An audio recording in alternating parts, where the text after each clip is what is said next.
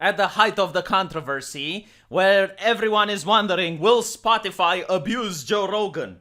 Will they take down more of his videos, which he cannot upload anywhere else under contractual obligation? Will they remove parts of human history because the moral busybodies want so?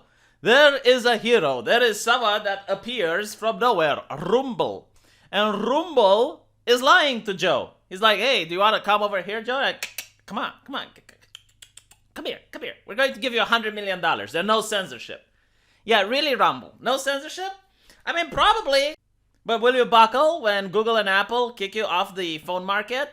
Will you buckle when you go down the way of Parler? And you have politicians and journalists going, oh, Rumble, you so naughty. You naughty. You spread the information that misses and you're putting people underground. You're causing harm. Oh, we're so concerned. Well, what will you do then? Hopefully they won't buckle. What can I say? But apparently it's totally legit. So now you have a new competitor that entered the ring and they're offering $100 gazillion. Although I personally think that they may not be serious. I don't think they mean it. I don't think they have $100 gazillion. Who knows? Maybe they do. And they're saying that they stand with Joe, his guests. And by the way, speaking of guests, hey Joe, listen, if you're listening to this, all right? If you're listening to this, have Dave Chappelle on your show. Especially after your last controversy, show them you're not a racist. Have Dave Chappelle on your show. Why wouldn't you have Dave Chappelle, Joe? Are you a racist? You're not. Have Dave Chappelle. That would be best, huh? Oh my God, can you imagine the salt on Twitter? I can hear it right now. It's like when you have a dog, like a stray dog in front of your house, and it's in the cold, and it goes, like that. That's how the sound of Twitter would be. All the check marks would be like, Joe, oh. We stand with you, your guests, and your legions of fans in desire for real conversation. So I'd like to offer you 100 gazillion reasons to make the world a better place. And 100 gazillion bucks. Over 4 years. This is our chance to save the world. And this is totally legit. Not just a marketing ploy for attention. So they're accusing Rumble of having this as a marketing ploy. And that they're not doing this honestly. Like they just want attention. Now look.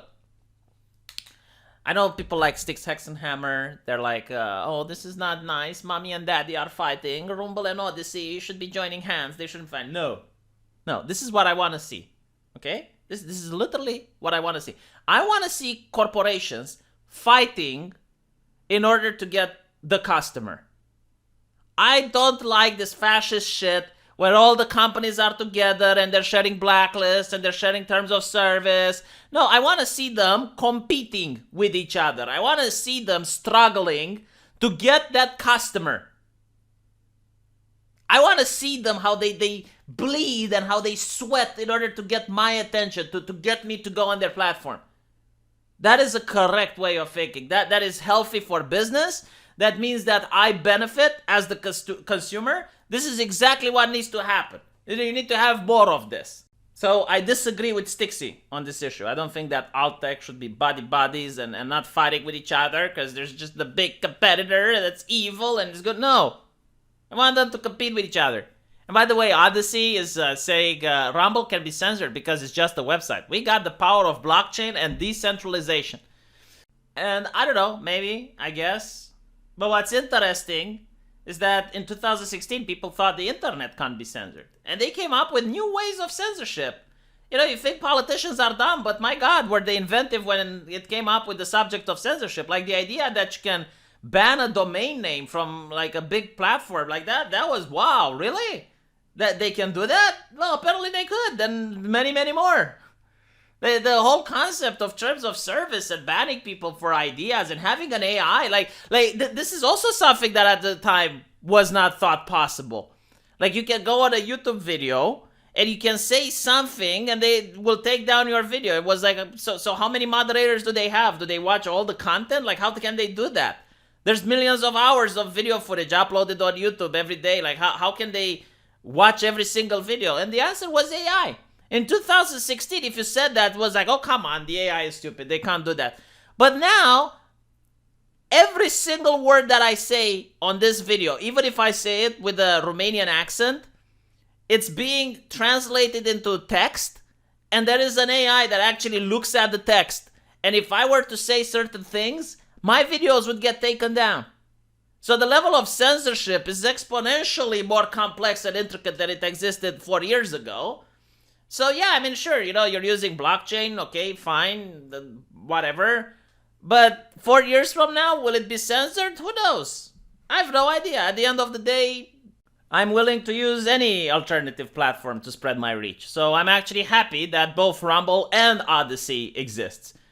And personally, I want to see both of them succeed, but I don't want to see them both succeed because they're buddies and they're shaking hands. No, I want them to compete with each other and both of them coming up with new interesting ways to attract viewers on their platforms. That's how I want it to happen. It's not like, oh, well, they should get together and they shouldn't attack each other and they shouldn't say mean things to one another. I mean, okay, Odysee has blockchain. Good. You know, Rumble, what do you have? How are you going to prevent censorship? What are you going to do? It's the ball is in their court. They need to explain it now. But honestly, this is why probably Spotify doesn't want to kick Joe Rogan, in case you didn't figure it out. It's not because they stand on principle, but it's simply due to the fact that if they were to kick him, he can go on any of these platforms, and I guarantee to you that in the course of a year, he's going to bring probably 75% of his audience to these platforms. And we're talking about hundreds of millions of views per month. I mean, that is insane. And yeah, I mean, what can you do? It's more than cable, by the way. So that's why Spotify isn't kicking him. It's like, oh, well, you know, look at all these artists that are leaving Spotify and Spotify is losing money.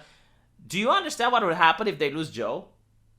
Because they got themselves into this mess, right? Like, if they would have just allowed Joe to stay on YouTube, I'm willing to bet that YouTube would have banned Joe by now.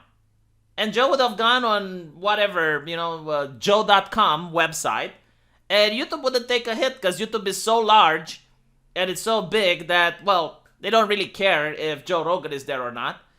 They would have probably been able to control him a lot better, I think. But yeah, at this point, Joe can just go on Joe.com and he's still going to have hundreds of millions of viewers. So he literally doesn't need Spotify. Spotify needs Joe Rogan. But I guess it goes to show, like, if you want to be a conservative or even like a centrist and not get banned, what you need is to be worth around $300 million. And then you have free speech. Then you can say whatever you want. Then you're free to express yourself. But other than that, you're going to be banned and censored. But anyway, don't forget to give a thumbs up and subscribe. Hopefully you guys like this video. There's another video that I made about the Olympics. And if you like that one, you're going to absolutely love what I have in plan for tomorrow. And I'll see you guys in the comment section. Take care.